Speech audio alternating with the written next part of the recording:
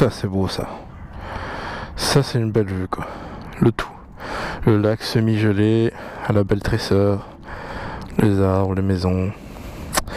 Eh bien, bonjour à vous et merci d'être venu encore une fois voir mes petites vidéos. Alors, aujourd'hui, je vous propose quelque chose. L'idée c'est en fait, parce que bon, c'est vrai que les motovlogueurs connus, bah eux ils ont pas mal de monde dans leur chaîne, ils leur posent, ils font des FAQ et ils ont des gens qui posent des questions, etc. Mais pour les motovlogueurs plus petits, voire minuscules, comme moi et comme beaucoup d'autres, c'est vrai que j'ai regroupé des questions qui sont posées quasi tout le temps à tous les motovlogueurs. Et je me suis dit, eh ben, je vais répondre à ces questions-là. Et à la fin, je vais nominer 2-3 personnes. Et ces personnes-là vont à leur tour faire une vidéo répondant aux mêmes questions, dans l'ordre ou pas, on s'en fout. Voilà, ça pourrait être une petite chaîne sympathique. Maintenant, il faut que les gens participent. Je sais que j'ai pas beaucoup de gens qui me suivent, mais bon, si après vous partagez, peut-être que d'autres gens, d'autres motovlogueurs vont y faire. Le but c'est bien sûr d'avoir pour les petits motovlogueurs, on va dire, parce que pour les connus, ils ont déjà répondu à ces questions, on va pas les embêter avec ça. Mais bon, allez, c'est parti. Question numéro 1. Alors, la question numéro 1. Quand as-tu commencé à rouler à moto?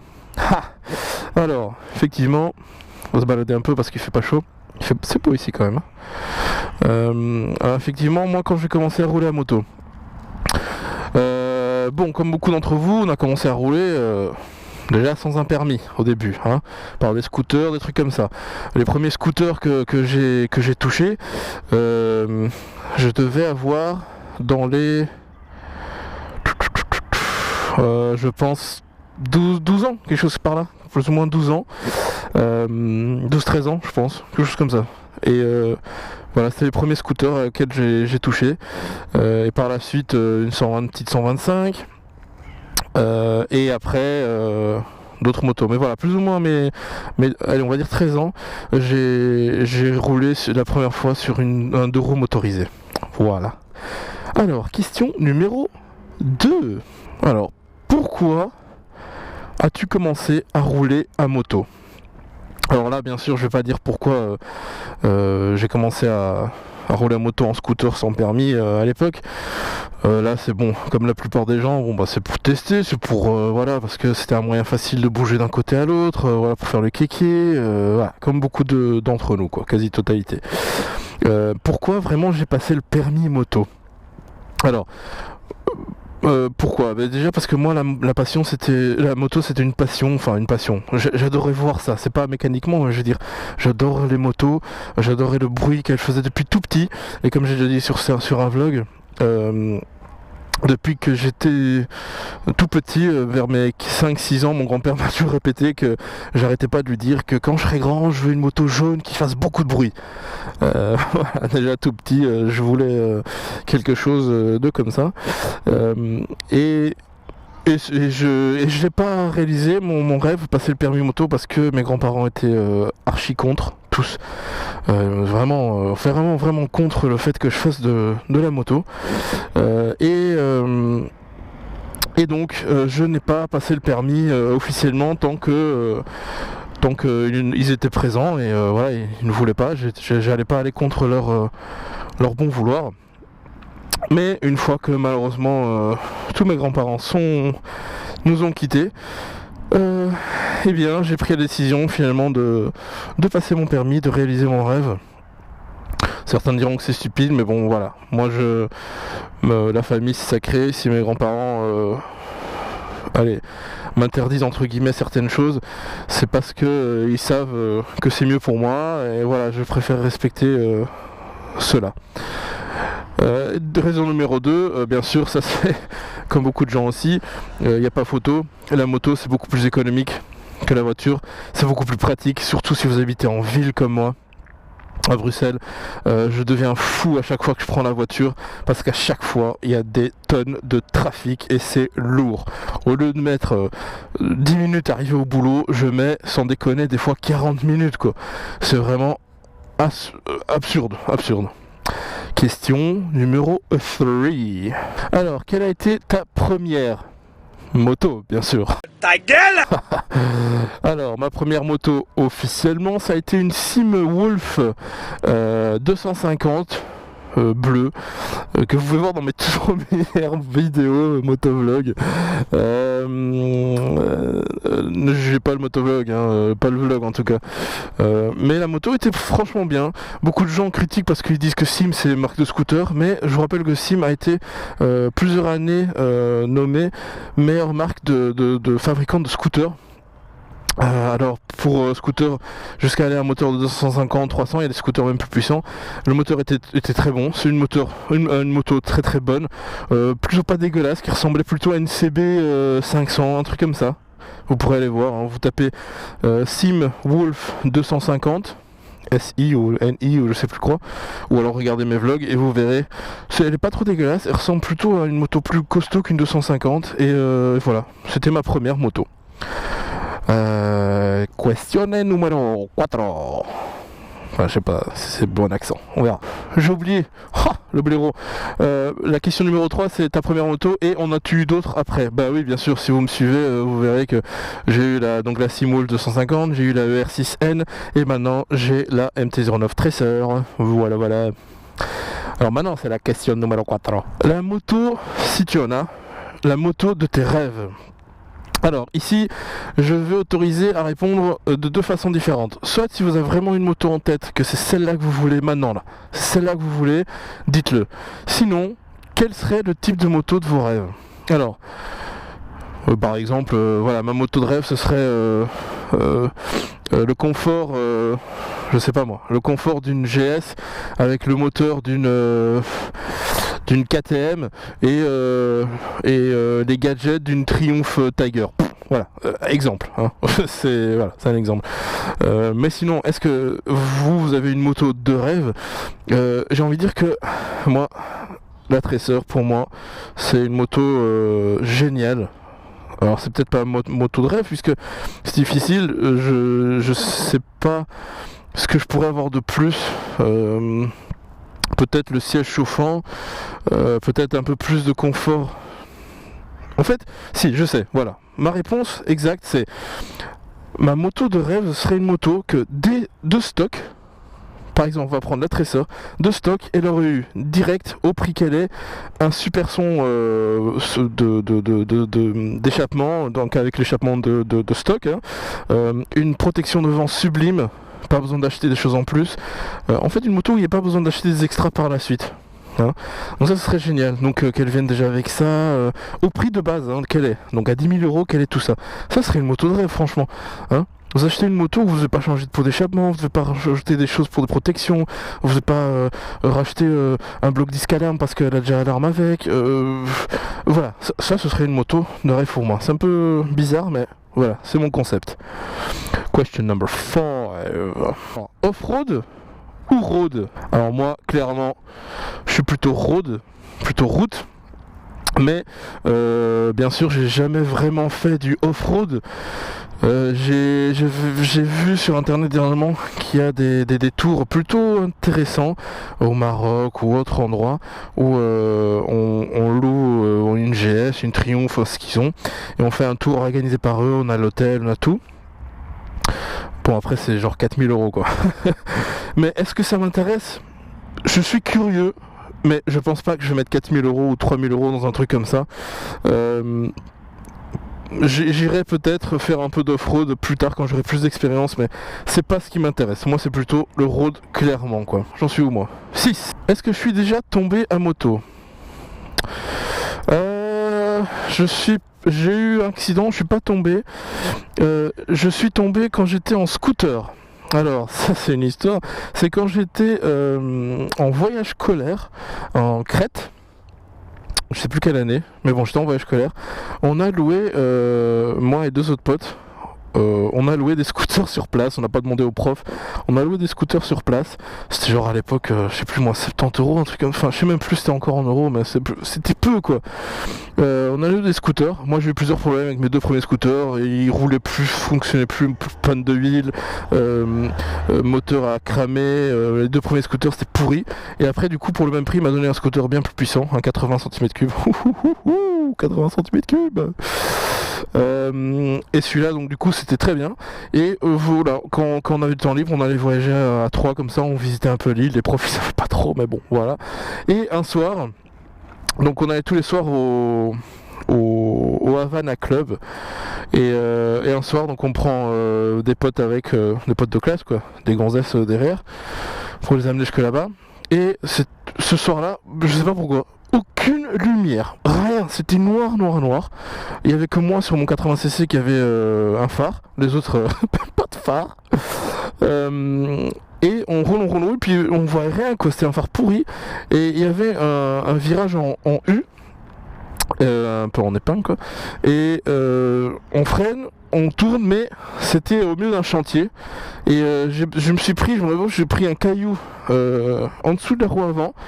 Et ce qui fait, c'est que ma roue, elle a glissé, de ce côté-ci, je crois, ma roue a glissé en freinant, ma roue a glissé sur le caillou. Et donc l'avant est parti sur le côté. Moi, j'ai réussi à la bousculer, la pousser brutalement un peu hors du scooter. Mais moi, ma jambe droite est restée en dessous. Donc j'ai eu une cicatrice tout le long de la jambe pendant un bon petit temps. J'ai encore une petite marque, ça se voit encore même si ça fait des années. Mais voilà, c'est pour l'instant ma seule chute vraiment importante on va dire. Voilà, j'espère pas en avoir d'autres. Touche du bois. Pregunta numéro 7. Ouais, je suis motovlogueur multilangue. Voilà, je suis doué, c'est comme ça. Ta gueule. Alors, question numéro 7. Quand as-tu commencé le motovlog? Eh bien, j'ai commencé le motovlog juste quelques mois après avoir pris ma Simwolf 250. Premièrement, j'avais pris une caméra pour ma propre sécurité et c'est en roulant à un feu rouge à un moment au centre-ville que à côté il y avait un autre motard et il m'a demandé, on parlait un petit peu, il savait pas ce que c'était ma moto comme beaucoup de gens connaissent pas la Simwolf et il m'a demandé mais t'as une chaîne YouTube où tu fais du motovlog? Et moi je suis quoi? Je savais même pas que ça existait. Et, et donc du coup j'étais curieux, j'étais voir ce que c'était, je me suis dit oh pourquoi pas, je vais me lancer, on va voir. Et j'ai eu des débuts difficiles comme tout le monde mais voilà, donc c'est quand j'ai eu ma Simwolf, donc il y a je sais pas, quelques années maintenant.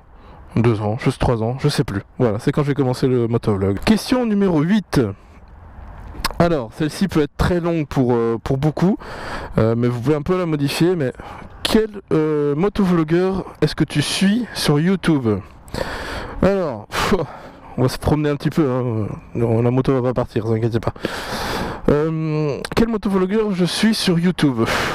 On va dire que le premier motovlogueur que j'ai suivi, c'était un motovlogueur australien. Ah, je me souviens plus de son nom. Non, c'est pas Adrien truc. Non, c'est un autre. Un qui était sur une GSX-R.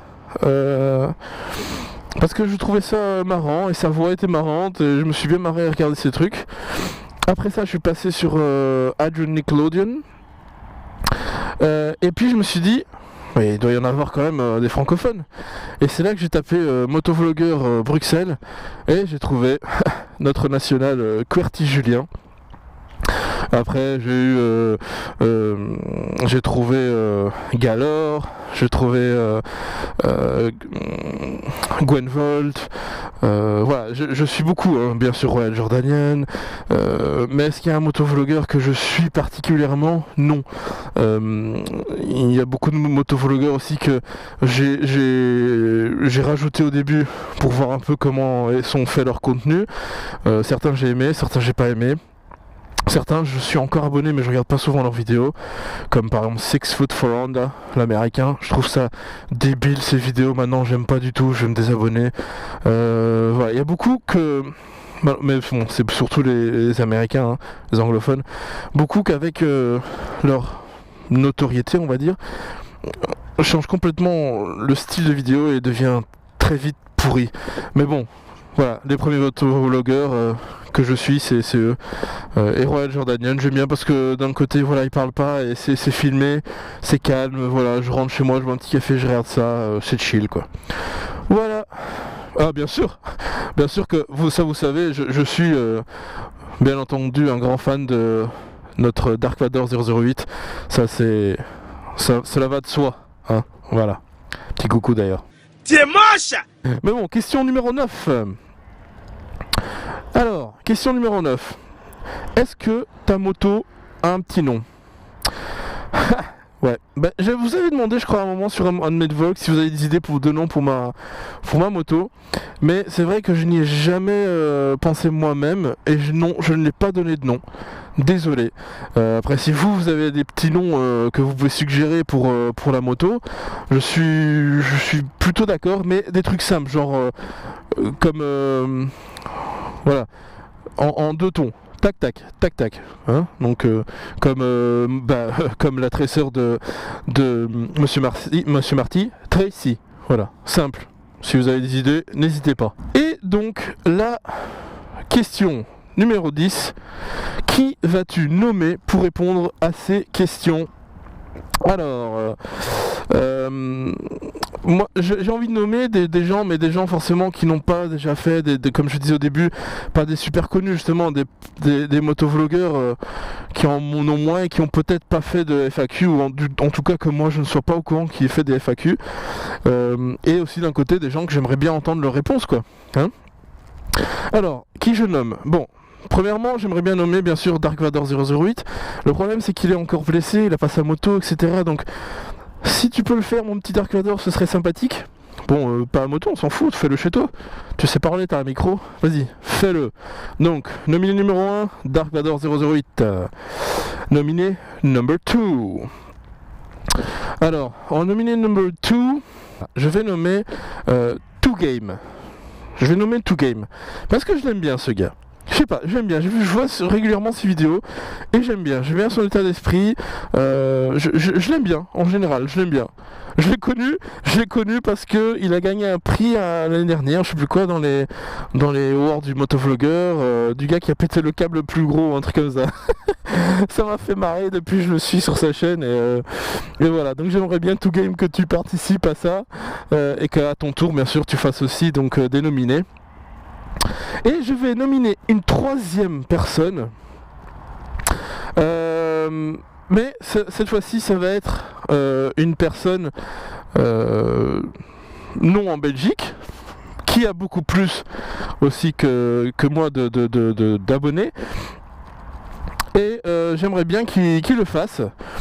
C'est notre poteau Bikini Rider, qui a aussi une R6N, qui habite à Marseille et qui fait des super vidéos. Lui par contre je l'ai connu parce que je pensais faire un petit tour et 6 vidéos il a commencé à faire des tours pour montrer un peu Marseille où il habite et j'ai trouvé ça super intéressant et si tu peux continuer à faire ça mon petit bikini, ce serait super cool quoi.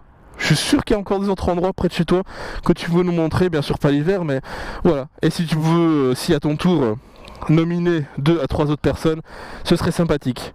Voilà, j'espère que ce petit vlog vous a plu, c'est une idée différente, j'espère que ça fonctionnera, hein, parce que bon, il y a tous les trucs un peu cons comme le fire game, tout ça, ça fonctionne, parce que voilà, faut accélérer à 100 km/h le plus vite possible, voilà, ça fonctionnait comme un truc de fou, mais ça c'est des questions qui peuvent intéresser certaines personnes, et surtout que ça permettra aussi de peut-être de faire parler, de connaître mieux certains motovlogueurs moins connus entre guillemets, et voilà, je trouvais que c'était une bonne idée.